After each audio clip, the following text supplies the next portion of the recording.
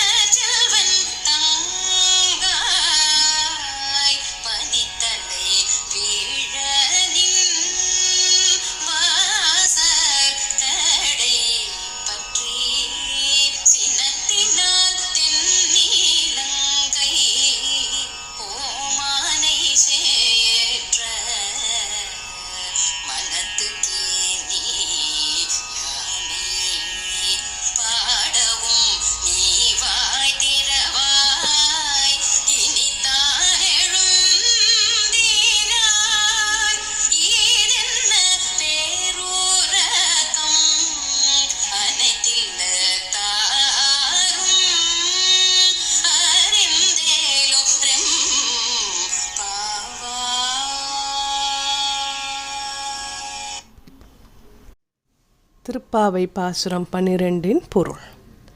பசியால் கதறித் திரியும் தங்கள் கன்றுகளை எண்ணிய எருமைகள் தங்கள் மடியில் சொரியும் பாலை சிந்தியபடியே அங்கும் இங்கும் செல்கின்றன. அவை சொரிந்த பால் இல்லத்து வாசல்களை சேராக்குகின்றது.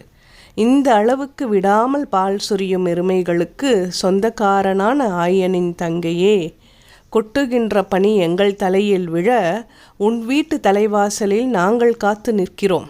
சீதையை கவர்ந்து சென்ற ராவணனின் மீது கோபம் கொண்டு அவனை அழிக்க ராமாவதாரம் எடுத்த அந்த நாராயணனின் பெருமையை பாடுகிறோம். நீயோ இன்னும் பேசாமல் இருக்கிறாய். எல்லா வீடுகளிலும் அனைவரும் எழுந்துவிட்ட பிறகும் உனக்கு மட்டும் ஏன் பேருறக்கம்? விளக்கம். எருமைகள் பால் சொரிந்து உறங்கும் தோழியின் இல்ல வாசலை சேராக்கிவிட்டதால் அவளது வீட்டுக்குள் நுழைய முடியாத பெண்கள் அவளது வீட்டு வாசலில் உள்ள ஒரு கட்டையை பிடித்து தொங்கியபடி அவளை எழுப்புகிறார்களாம். இந்த பாடலில் தலையிலோ பனி பெய்கிறது. மார்கழியில் எழுந்து குளிர் தாங்காமல் வெந்நீரில் குளிப்பவர்கள் இவர்கள் படும் கஷ்டத்தை உணர வேண்டும். கீழே பால் வெள்ளத்தால் குளிர்ச்சி, மேலே பனியின் குளிர்ச்சி, இத்தனையும் தாண்டி இறைவனை அடைய எத்தனிக்கிறார்கள் இவர்கள். எவ்வளவு சிரமப்பட்டேனும் ஒருவர் விடாமல் எல்லாரும் அவன் திருப்பாதம் சேர வேண்டும் என்பது இப்பாடல் உணர்த்தும் கருத்து.